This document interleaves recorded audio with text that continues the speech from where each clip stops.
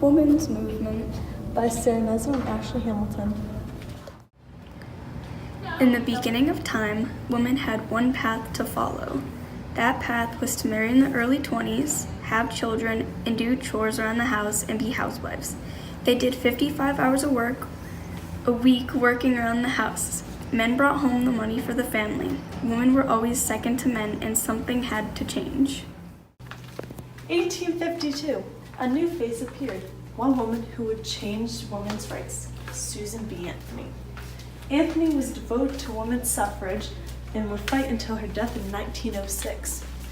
She was an active temperance, but was unable to speak at rallies because she was a woman, thus started her beginning in the movement. In 1853, at a teachers' convention, Anthony called out for co-ed classrooms because boys' learning is no different than girls. Along with that, she called out women deserve equal pay as men. After World War II, many jobs were becoming available. About 2/3 of jobs were for women because when men went to war, women had to take over their jobs so supplies could still be made and get to where they had to be. About 38% of women were in the workforce. Many young women started to speak out and start applying for jobs such as teachers, lawyers, and businesswomen. In 1869, Wyoming soon became the first state to allow women to vote. This was a big deal, and all women all over followed the path to get equal rights and treated fairly. It also made women realize that they had to work for what they wanted, and they weren't going to go down without a fight. In 1872, Anthony soon fell short when her and some members were arrested for voting in Rochester. Anthony was found guilty of illegal voting. In 1923, the Equal Rights Act was sent to Congress. It was passed in 1972 and was sent to be ratified by the states, but did not meet the 38-state ratification. It was 1963 when the Equal Pay Act of 1963 came out. Women pushed for the same pay rates as men because they worked just as hard. Also, in 1963, Benny Friedman wrote and published The Feminine Mystique, which questioned whether women were happy with their lives. Also, in 1963, the Equal Pay Act was amended.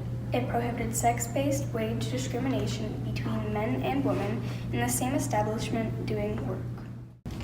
In 1964, the Civil Rights Act of 1964 was passed by Congress and signed by President Johnson. Johnson signed it on June 2nd, 1964, and it was the most sweeping act since Reconstruction. This prohibited discrimination based on gender and race in the workplace. It also set off another thing. When women started working, they wanted equal pay and fair treatment. It set off protests and many more inside movements in the NOW. 1966. 28 women formed the NOW, which stands for National Organization of Women. The first meeting was in Washington, D.C. The goal of the NOW was to have women in all aspects of American life, and be equal like men. In 1967, the NOW was official and held up to 1,035 members, and by 1979, it had 100,000 members. In 1968, men in New York radical women protested by having a beauty pageant in New Jersey. This showed off women for what they had, and they flaunted around to prove a point. The point was that women could go out and do just as much as what guys did. From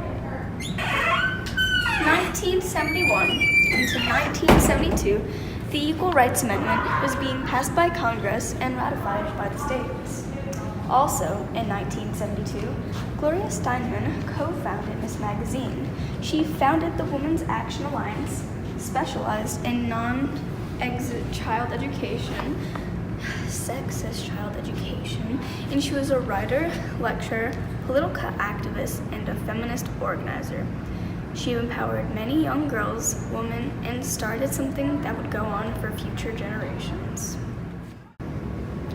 In 1973, the NOW had a task to prevent rape and the trials that led up to it. Joanne Little was put in prison in 1975.